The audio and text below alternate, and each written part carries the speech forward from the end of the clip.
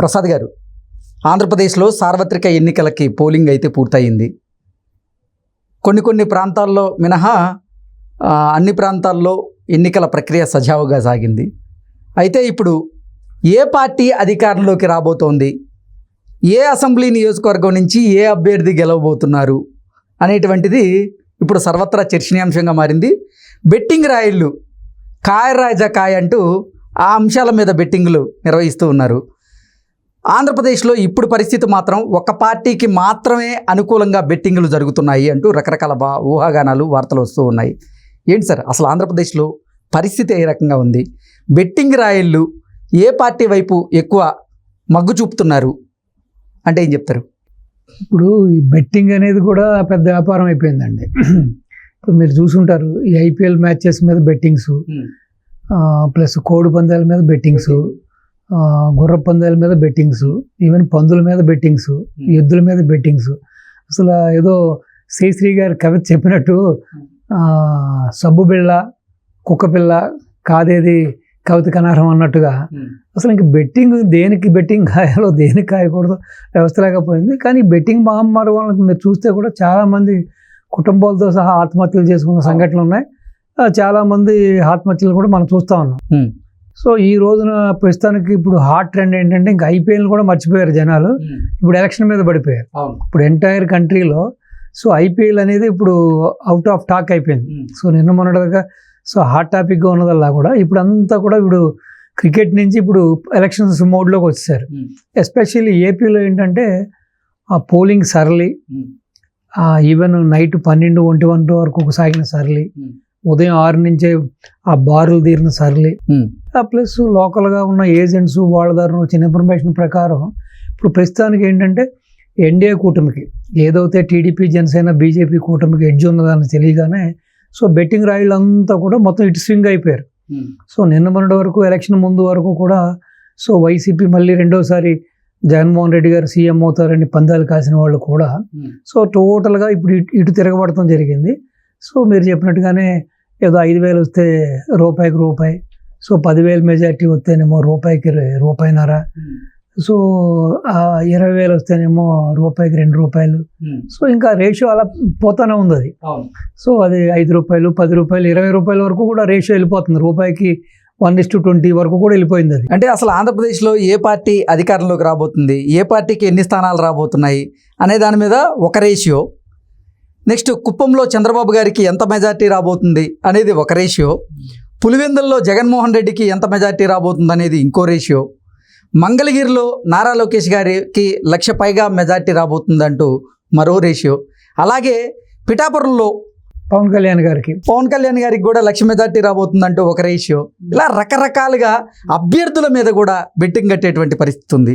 అలాగే కొడాలి నాని గారు ఓడిపోబోతున్నారని కొంతమంది బెట్టింగ్ రాయిళ్ళు, వల్లభనేని వంశీ ఓడిపోబోతున్నారని కొంతమంది, అంబటి రాంబాబు ఓడిపోబోతున్నారని, అలాగే అటుపోతే రోజా గారు ఓడిపోబోతున్నారని, ఇలా రకరకాలుగా అభ్యర్థుల మీద, ప్రాంతాల మీద, రాయలసీమలో కూటమికి ఇన్ని స్థానాలు వస్తున్నాయి అంటూ అదొక రకమైన బెట్టింగ్ అని, ఇలా రకరకాలుగా బెట్టింగ్ రాయళ్ళు కాయ రాజా కాయ అంటూ రెచ్చిపోతున్నారు అంటూ రకరకాల వార్తలు వస్తున్నాయి. ఏంటి సార్ అసలు పరిస్థితి? నిజంగా ప్రాంతాలను బట్టి కూడా బెట్టింగ్ కాసేటువంటి పరిస్థితి ఉందంటారా? అదే ఇప్పుడు మీకు ఇందాకే శ్రీశ్రీ గారు కవిత చెప్పినట్టుగా ఇప్పుడు ఒక రోజుని ఈ యొక్క క్రికెట్ బెట్టింగ్ మీద ఒక కంప్లీట్గా రీసెర్చ్ చేసిన ఒక జర్నలిస్ట్ని ఒక ఆయన కలిశాను నేను.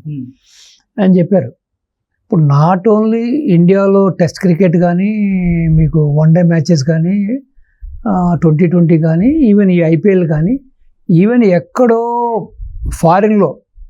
ఫారిన్లో జరుగుతున్న మ్యాచ్లు, ఈవెన్ లీగ్ మ్యాచ్లు ఉంటాయంట. ఎక్కడో సమ్వేర్ సౌత్ ఆఫ్రికా, ఇప్పుడు ఇంగ్లాండ్లో తీసుకుంటే కౌంటీ మ్యాచెస్ ఉంటాయి. సో ఈవెన్ అట్లకి కూడా మన వాళ్ళు బెట్టింగ్ చేస్తూ ఉంటారంట. సో ఆయన చెప్తున్నాడు, ఈ ఓవర్లో వికెట్ తీస్తారా లేదా, ఈ ఓవర్లో ఎన్ని నో బాల్స్ వేస్తారు, ఈ ఓవర్లో ఎన్ని సింగిల్స్ కొడతారు, ఈ ఓవర్లో ఎన్ని ఫోర్స్ కొడతారు, ఈ ఓవర్లో ఎన్ని సిక్స్లు కొడతారు. సో ఈ విధంగా రకరకాల కాంబినేషన్స్ పర్మిటేషన్లో వాళ్ళు బెట్టింగ్ చేస్తూ ఉంటారంట. సో మీరు చెప్పిన దాన్ని బట్టి చూస్తే ఇంకా ఈవెన్ ఇప్పుడు ఈ రాజకీయాల్లో కూడా ఇప్పుడు మీరు చూస్తే ఎలక్షన్లో కూడా వీళ్ళు డిఫరెంట్గా సో మీరు చెప్పినట్టుగా ఇది ఏ పరాకాష్ఠకి వెళ్ళిపోయిందంటే ఈ పర్టికులర్గా ఇప్పుడు సపోజ్ మీరు చూస్తే కూడా ఇప్పుడు ఎమ్మెల్యే సెగ్మెంట్ తీసుకున్నా లేకపోతే ఎంపీ యొక్క పార్లమెంటు నియోజకవర్గం తీసుకున్నా కూడా సపోజ్ ఓళ్ళ వారీగా కూడా బెట్టింగ్ వేసి వాళ్ళు ఉన్నారంట. ఈ ఊర్లో ఎంత మెజారిటీ వస్తుంది, ఈ ఊర్లో 93% వస్తుంది, ఈ ఊర్లో 80 వస్తుంది, ఈ మండలంలో ఎంత ఈ మండలం ఎంత వస్తుంది, ఈ రూరల్కి ఎంత వస్తుంది. సో ఇంకా దీనికి ఏంటంటే ఇప్పుడు మీరు ఇది ఒక వ్యాపారం కింద మార్చేసుకున్నప్పుడు ఇంకా రకరకాల కాంబినేషన్స్, రకరకాల పర్మిటేషన్స్, ఇంకా దానికి ఒక అంతు పంతు లేకుండా పోయింది. మరీ ముఖ్యంగా ఉభయ గోదావరి జిల్లాల్లో ఈ బెట్టింగ్ అనేది ఎక్కువగా జరుగుతుంది.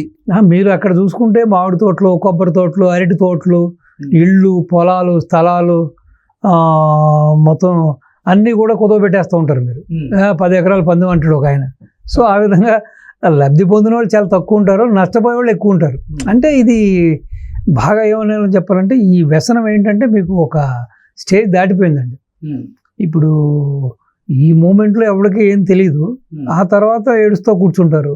ఇంకా కాంట్పట్ పొజిషన్ వచ్చినప్పుడు ఒకటి ఆత్మహత్య చేసుకోవడం, లేకపోతే ఉన్నాయి తెగ నమ్మి ఆ బెట్టింగ్లకి అమౌంట్ కట్టడం. ఇది అంటే వైసీపీ గెలుస్తుందని ఎవరు బెట్టింగ్ కాసేందుకు ముందుకు రావట్లేదని, అందుకే ఈ బెట్టింగ్ నిర్వహించే వాళ్ళు కూడా వైసీపీ గెలుస్తుంది అంటే ఎవరన్నా బెట్టింగ్ పెడితే వారికి రేషియో ఎక్కువ ఇస్తాము, అది 1:20 అంట. ఎవరైనా వచ్చి కాదు వైసీపీ ఈ క్యాండిడేట్ గెలుస్తాడు, లేకపోతే ఇక వైసీపీ గవర్నమెంట్ వస్తుంది అధికారంలో కానీ కాస్తే వాళ్ళకి రూపాయికి 20 రూపాయలు. అంటే చూడండి, అంటే ఈ బెట్టింగ్ రాయిళ్ళు కూడా మరి ఇన్ఫర్మేషన్ ఎక్కడి నుంచి వచ్చిందో తెలియదు కానీ అంటే ఎంత కాన్ఫిడెన్స్ లెవెల్స్లో ఉన్నారు చూడండి. సో డెఫినెట్గా ఏంటంటే ఆ ఓటింగ్ సర్లీ, ఈ ఎంప్లాయీస్ ఎప్పుడు లేని విధంగా మీరు 1 lakh last year 1 lakh 2019లో 1 lakh జరిగింది. ఈసారి 5 లక్షల ఓట్లు నమోదవడం, దాంట్లో దగ్గర 4,36,000 ఓట్లు పోల్ అవడం, ప్లస్ వాళ్ళ కుటుంబ సభ్యులు. రెండవది యూత్ ఎవరైతే ఈ ఒక 5 yearsలో ఆ ఓటు హక్కు వచ్చిన యూత్ 45 లక్షల మంది ఉన్నారంటే వాళ్ళందరూ కూడా ఆల్మోస్ట్ వన్ సైడ్ ఓటింగ్ చేశారంటున్నారు. సో ఇంకా వివిధ వర్గాలు, విసిగి వేసారిపోయిన వివిధ వర్గాల వాళ్ళు అన్నీ కూడా ప్లస్ మీరు చూస్తే ఇటు ఎంటైర్ ఇటు మన సౌత్ నుంచి కూడా తీసుకుంటే, ఎస్పెషల్లీ బెంగళూరు, మన హైదరాబాద్ నుంచి కూడా తీసుకుంటే దగ్గర 35 లక్షల మంది ఓటింగ్ కోసం వెళ్ళారని చెబుతున్నారు. సో దేశవ్యాప్తంగా, రాష్ట్ర వ్యాప్తంగా, ఇటు ప్రపంచవ్యాప్తంగా ఎక్కడెక్కడో. ఆశ్చర్యం ఏంటంటే సాధారణంగా కొంచెం అమెరికా క్రేజ్ కాబట్టి అమెరికాలో ఎక్కువగా సో ఈ పార్టీలకు సంబంధించిన వ్యక్తులు ఉంటారు కాబట్టి వాళ్ళు యాక్టివ్గా ఉంటారు. కానీ ఈసారి ఏంటో స్విట్జర్లాండ్, నార్వే, ఫిన్లాండ్, జర్మనీ, అంటే ఎక్కడెక్కడ ఆంధ్రుడు ఉన్నాడు అక్కడక్కడి నుంచి కూడా వచ్చారు. సో ఇట్లన్నిటికీ కూడా కారణం, ప్రధాన కారణం మనం అంతకుముందు మాట్లాడుకున్నట్టుగా ఈ యొక్క ఈ మేనిఫెస్టోలు ఇవన్నీ కూడా పక్కన పెడితే ఈ ల్యాండ్ టైటిలింగ్ యాక్ట్ అనేది పెద్ద ఇంపాక్ట్ చూపించింది అనుకోవాలి మనం. ఎందుకంటే దీనివల్ల చాలా మంది భయభ్రాంతులు అయిపోయారు. సో ఏమీ లేని దానికి ఆల్రెడీ కొంతమంది భూములు కోల్పోయారు, కొంతమంది పేర్లు మారిపోయినాయి ఆన్లైన్లో. సో కొంతమంది ఆత్మహత్యలు చేసుకున్నారు. దీన్ని కూడా print media, electronic media, even ఇటు తీసుకుంటే కూడా ఎప్పుడు లేని విధంగా ఈసారి ఈనాడు కూడా చాలా అగ్రెసివ్గా వెళ్ళింది ఈ అంశాలతోటి. సో చివరికి మన ఇల్లు, మన స్థలాలు, మన పొలాలు కూడా ఉండవేమో అనే స్థాయికి ప్రజలు వచ్చి, జగన్మోహన్ రెడ్డి గెలిస్తే మన స్థలం మనది కాదు, మీ ఇల్లు మీది కాదు, మీ పొలాలు మీది కాదు అంటూ రకరకాల ఆర్టికల్స్ రావడం, ప్లస్ ప్రజల్లో కూడా ఒక విధంగా ఏంటంటే చైతన్యం రావడం, ప్లస్ దీని మీద బాగా ప్యానిక్ అయ్యారు. నిజంగానే ఇది మళ్ళీ మనం ఇంకొకసారి తనకు అవకాశం ఇస్తే డెఫినెట్గా. రెండోది ఏంటంటే ఇప్పుడు ప్రజలు కూడా బాగా చైతన్యవంతయ్యారు. మీరు చూసారు సోషల్ మీడియా ఎంత యాక్టివ్గా ఉంటుందో చూశారు. రెండోది ఏంటంటే ఇతను ఎక్కడ కూడా సంపదను సృష్టించట్లేదు. ఎక్కడ తీసుకున్నా కానీ ఇప్పుడు అన్ఎంప్లాయ్మెంట్ ఎక్కువైపోయింది. మెగా డిఎస్సి చేయలేకపోయాడు. నీటిపారుదల ప్రాజెక్టులు ఇటు పోలవరం కానీ ఏమీ ఫినిష్ చేయలేదు. సో కర్ణుడి చావుకి 1,00,000 కారణాలు అన్నట్లుగా అవును, ఉన్న ఇండస్ట్రీస్ అన్నీ కూడా ఉన్నాయి కూడా తరిమేశాడు బయటికి. రావాల్సింది రాలేదు, ఎంఓలు చేసుకున్న వాళ్ళు కూడా ఆగిపోయారు. సో ఎన్ని అంచనా వేసిన తర్వాత ప్రజలు కూడా ఒక అంచనాకు వచ్చారు. సో ఉన్న ఆస్తులన్నీ కూడా కుదవబెట్టేశాడు ఈయన. ఉన్న ఆస్తులన్నీ కూడా చేసాడు, ఇంక్లూడింగ్ సచివాలయం కూడా. ఇక మీదట మిగిలింది ఈ విజ్ఞులు, ఈ యొక్క మన ఈ ప్రింట్ మీడియా, ఎలక్ట్రానిక్ మీడియా చెబుతున్నట్టుగాను, కొంతమంది విశ్లేషకులు చెబుతున్నట్టుగా కూడా. సో డెఫినెట్గా నెక్స్ట్ టార్గెట్ మన పొలాలు, మన స్థలాలు, మన ఇల్లే. కాబట్టి ఆల్రెడీ మన పట్టాదారు పాస్ పుస్తకంలో బొమ్మలు వేసుకున్నాడు, ఆ సరిహద్దు రాళ్ల మీద బొమ్మలు వేసాడు. రేపొద్దున మన ఇళ్ళకి స్టిక్కర్లు అంటించారు. రేపొద్దున్న డెఫినెట్గానే మన ఇళ్ళు, మన స్థలాలు, మన పొలాలు అమ్మి మనకే మళ్ళీ ఇవన్నీ పింఛన్లు గింజలు ఇస్తాడేమని భయభ్రాంతులు అయ్యారు. దాని కారణంగా ఏంటంటే ఆల్మోస్ట్ నాకు తెలిసి వారు వన్ సైడ్గా అనిపిస్తుందండి. చూద్దాం ఆ 4వ తారీఖునే ఏ విధంగా ఉంటుంది. బట్ ఇవన్నీ చూసినప్పుడు ఈ పరిస్థితులన్నీ అనలైజ్ చేసినప్పుడు ఇటు బెట్టింగ్ రాయిళ్ళు కానీ ఇటు కొన్ని ఈ మధ్య జరుగుతున్న సంఘటనలు చూసినప్పుడు సో డెఫినెట్గా మార్పు అయితే ప్రజలు కోరుకున్నారు. సో ఆ విధంగానే మార్పు రాబోతుంది రాష్ట్రంలో. సో కాబట్టి ఈ రోజున మీరు చెప్పినట్టుగా ఈ బెట్టింగ్ రాయిళ్ళు వన్ సైడ్ ఉండడానికి కూడా కారణం సో వాళ్ళు చాలా తెలివైన వాళ్ళు కదా. ఇప్పుడు అన్ని వేల కోట్ల రూపాయలు గెలుపు గుర్రాల మీదే వాళ్ళు betting వేస్తారు. ఎవరైనా సరే అది మీరు చెప్పినట్టుగా అది రేస్ కోర్స్ అయినా సరే, ఇప్పుడు గుర్ర పందాలైనా ఏ పందమైనా కోడి పందాలు అంతే కదా. మ్యాక్సిమం ఎవడైనా గెలవడానికి కోరుకుంటాడు.